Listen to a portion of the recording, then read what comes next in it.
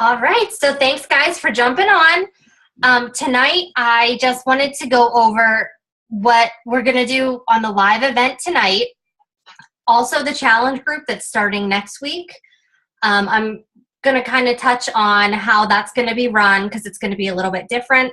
And then also, I'll do some tips on how I invite, because I know with these power Zooms that we've been doing, a lot of you are having issues with the inviting. And that's still something that I struggle with too. So I'll just share kind of some of the tips that I do and what seems to work versus things that don't work. So the inviting part, we can kind of open it up to discussion. And then if you guys have questions on specific things or anything, we can address those.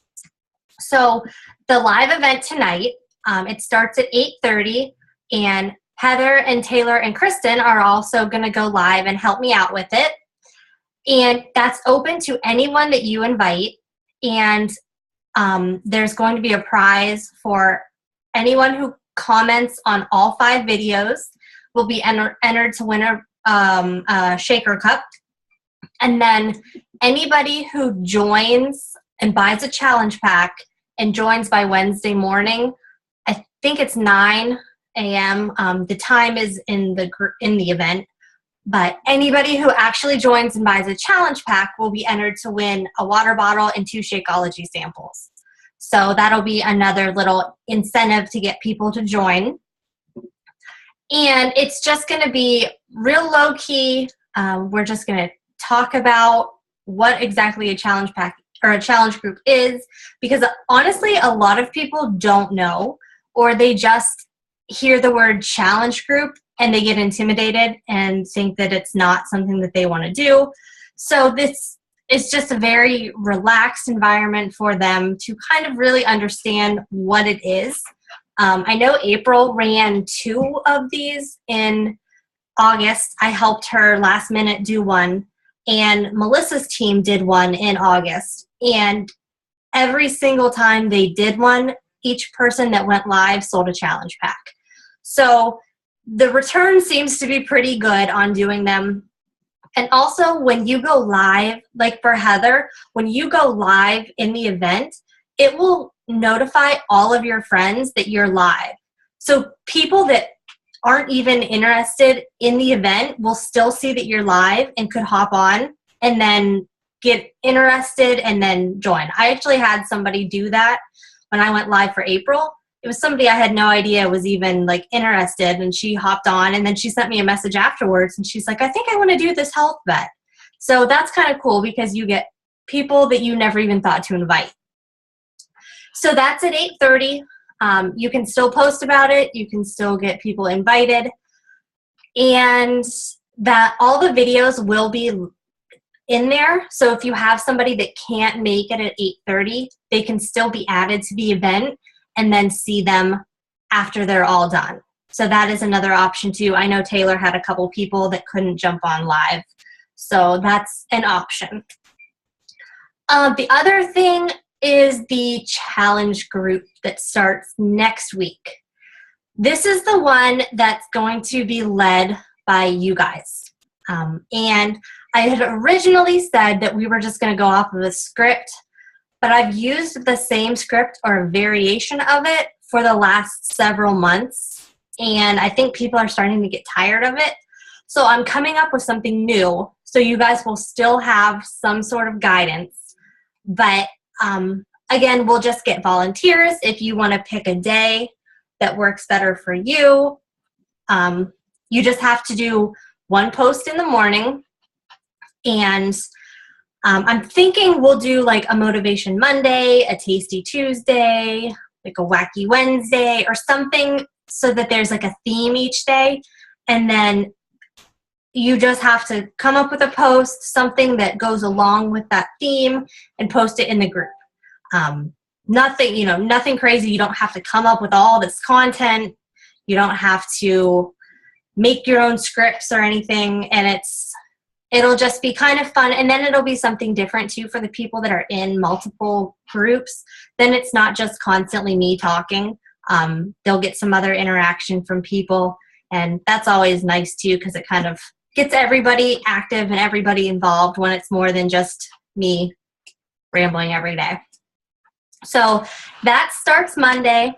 The preseason will start on this Thursday, but I can do those posts.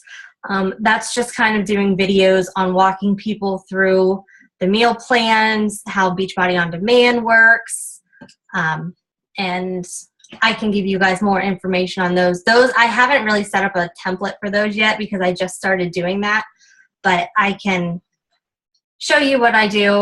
Oh my God, I keep like having the hiccups. Hopefully they go away. Okay, so do you guys have any questions on that stuff? Or is that good? Okay. All right, so then inviting. This is something that still 16 months later terrifies me. I'm not good at I still feel like I'm bothering people. So I've started doing cold, I guess they call them cold invites, and I did it on Instagram, and I actually had pretty good success. I just went through and I searched a hashtag that I thought people who were on their fitness journey might use, and I looked for pictures that caught my eye, and then I would go to their profile, make sure they weren't already a coach, make sure they weren't posting pictures of Shakeology or Hammer and Chisel or anything like that, because if they already have something Beachbody, I just skipped over them. And then I just sent them a script, which is in the team page, and I will actually show you a new script that April shared with us today. And it was just kind of, here, I'll share my screen. Okay. It was, like, she actually came up with a whole script. So these are like how to just send out if it's somebody new, and it's kind of just a way to break the ice and see if they're interested. And then they respond, and then she also has a response. I like to get people to Facebook because it's easier for me to communicate with people on Facebook. So if they do respond, I'll say something like, hey, do you have Facebook or email? I'd love to connect. And it's harder for me to do that on Instagram. And then they usually will just say, yeah, here's my name or here's my email. But these I posted these are in our team page, and they're also on April's Google Doc. So that's great for that. And once you get them to either Facebook or email, just start forming them like you normally would. Just like ask them about themselves, ask them what they do, if they have kids, if they have dogs, and then the conversation will just flow a little better. I've had a lot of people that responded and just said, thank you, because I complimented them on their page. They just said thank you, but it's not really something I'm interested in. So I just said, okay, that's totally fine. I just hated to not ask. And then I still asked for Facebook or an email because I can still add them, and then they might continue to see my posts and then want to join down the road. So that I've been trying that with Instagram. I have a couple people that are possibly feelers for that. But I've also been doing on my posts where I post about fitness, I make a list of everybody who likes it or comments on it. And then I reach out to them. If they're already a coach or a customer or something, I don't. But if it's somebody new that is not already working with me, I'll just send them a message and say, thanks so much for the love on my posts. Sometimes it's hard, to put yourself out there. I really appreciate it. And then I will ask them a question. And that's one thing that April really kind of taught me, is to always end your conversation with a question, because that makes them answer so that it constantly keeps the conversation going. Because if you just say like, thanks so much, I appreciate it, it's easy for them to just be like, yeah, you're welcome, or not even respond. But if you ask them a question, then they're going to have to respond, and it can build the conversation a lot easier without seeming forced.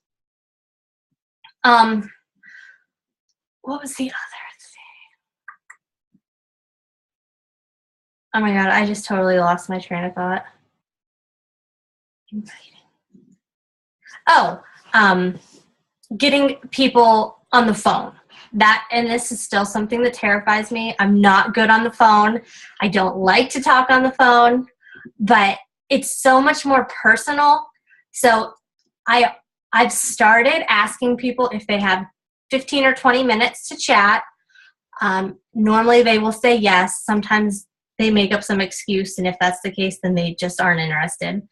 But another way that you can kind of get around that is doing the Facebook audio message.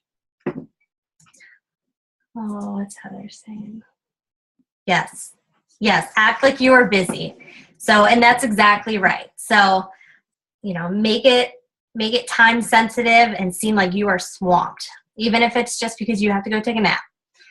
But the audio messages on Facebook Messenger are great too, because they can hear your voice, they can hear your personality without actually being on the phone. So I do that probably 75% of the time, and it's easier for me than sitting and typing it all out. I'll just send the voice messages, and then they kind of can get, people respond better to that. They respond better to a voice message than just a random Facebook message. So that's what I've started doing, and I've gotten a lot more success from that. And then making my list. I know I've talked to some of you guys about like your power hour sheet. I fill mine out the night before, and that way I already have a game plan the next morning, because I do my power hours at 7 a.m. That way I have a game plan and I'm ready to go when I start. So I can spend an hour actually doing my invites, doing my follow-ups, not half an hour figuring out who I want to talk to, and then half an hour of power hour, and then I'm like, well, I ran out of time, I'll do my invites later. So that has really helped, is making my list of who I'm going to talk to the night before, and then there's no excuse. I'm ready to go. And then I can add to it if I need to, but at least worst case, if I get swamped and something happens the next day, I have a list ready to go, and I can knock out my power hour in half an hour if I need to. Do you guys have anything that you're struggling with, or anything that you want me to help you with? I know both of you guys, when I talked to you, had said inviting was kind of your hang-ups. Do those tips help? Are you already doing them? Okay. And the money objection, I've gotten that a lot today. And I have been saying, I've really been talking up the 30-day money-back guarantee. So I always tell people that there's the 30-day money-back guarantee. And then I break it down and say it comes to around $5 a day for a super healthy meal, a meal plan, and a workout. And I've also been saying, you can't get your money back guarantee at the gym or at the grocery store. So, and I always say, it has the guarantee if you don't love it, but I've never had anyone not love it. So that kind of makes them feel a little more comfortable. I had one girl today that I think is going to pull the trigger, that once she found out about the money back guarantee, she was like, oh, okay, maybe I'll try it. Ashley, the guy only uses Instagram. How can I so he had Facebook before? And is there a reason he doesn't use it, or does he just not? Okay. I would say I would probably tell him that the easiest way to build his business, because he was going to coach, right? Coach, yeah. The easiest way to build his business is through Facebook. If he is dead set against it, it's possible, but it's a lot harder because all of our trainings and everything is through Facebook. So some people just are dead set against Facebook, but I always just say that our support groups are through Facebook, our trainings are all through Facebook.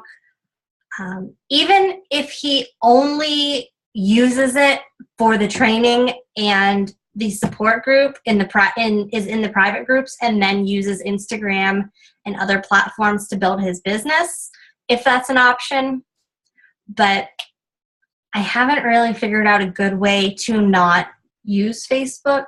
I don't know of any successful coach who's not using Facebook, at least as one of their platforms. So I would just kind of tell him that, and then see, maybe there's a reason, or maybe it's just he just stopped using it and he's open to going back. And Heather, the people that don't use it for family maybe would be open to only using it for the one private group, or if they haven't completely deleted their account. But what else? I thought inviting was going to take up a lot more time. Oh, the Crock-Pot group. We are going to start a free Crock-Pot group on September 26th. That will be open to anybody that is not already working with another coach, or is a coach on a different team. And we're just going to every day post healthy Crock-Pot recipes, share tips for busy moms, and kind of how to use your Crock-Pot to eat healthy and take out the I don't have time excuse. And we're going to plant a lot of seeds for the 21-day fix and the portion systems. And then hopefully that will roll people into our challenge group that starts October 10th.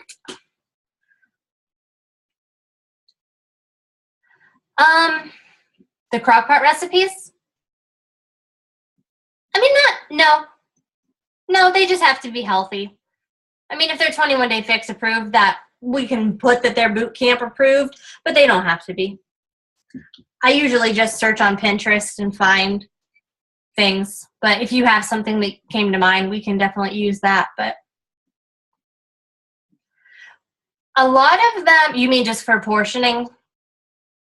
A lot of them will do, they tell you how to do the recipe, and they tell you 1 cup is a serving, and then that serving might be 1 red, 1 green.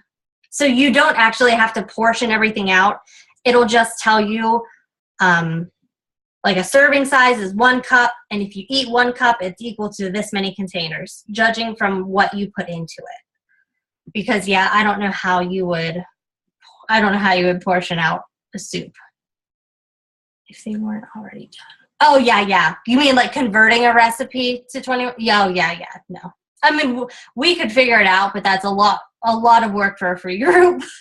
So, yeah. I'll probably just put on Pinterest, and I'll probably ask you guys to find a recipe, and then, it doesn't have to be anything crazy fancy. So, probably start posting about that midweek next week, just to get people excited. And then the month's half over. So, and all of the challenge packs are still on sale next month. They're all on sale through the 31st of October. So that will be helpful.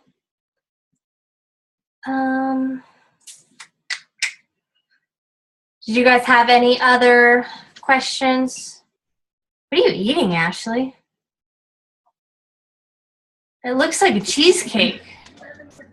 Apples. Oh, it looked like cheesecake.